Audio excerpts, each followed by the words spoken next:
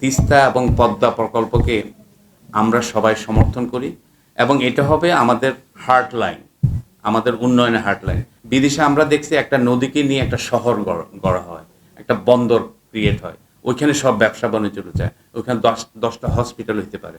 ঢাকা শহরে 1.5-2 কোটি লোকের থাকার তো দরকার নেই।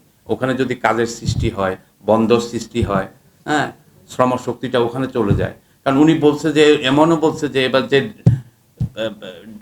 গ্যাসের জন্য যে রিগগুলো করবে ওইখানে আমাদের বাণিজ্যিক প্রতিষ্ঠান স্থাপন হবে, কারণ গ্যাসটা ওখানে নিয়ে ওখানে বাণিজ্যিক। তো সুতরাং যেখানে যে ডেভেলপমেন্ট হবে মানুষ ওইখানে মুভ হয়। এই যে আজকে মানুষ বিভিন্ন জায়গা থেকে বিভিন্ন জায়গায় মুভমেন্ট কেন করতেছে, এখান থেকে এই দেশ থেকে এই দেশ, ওই দিক থেকে এই দেশ, ওইখানেও যদি শহর গড়ে, আমি দেখছি উনি এমনও বলছে যে ওখানে যদি আজকে প্ল্যানেট সিটি হয়, 10টা হাসপাতাল হয়, স্কুল হয়, ইউনিভার্সিটি হয়, মানুষ তো ওখানে মুভ হবে, কাজ যেখানে হবে ওখানে যাবে।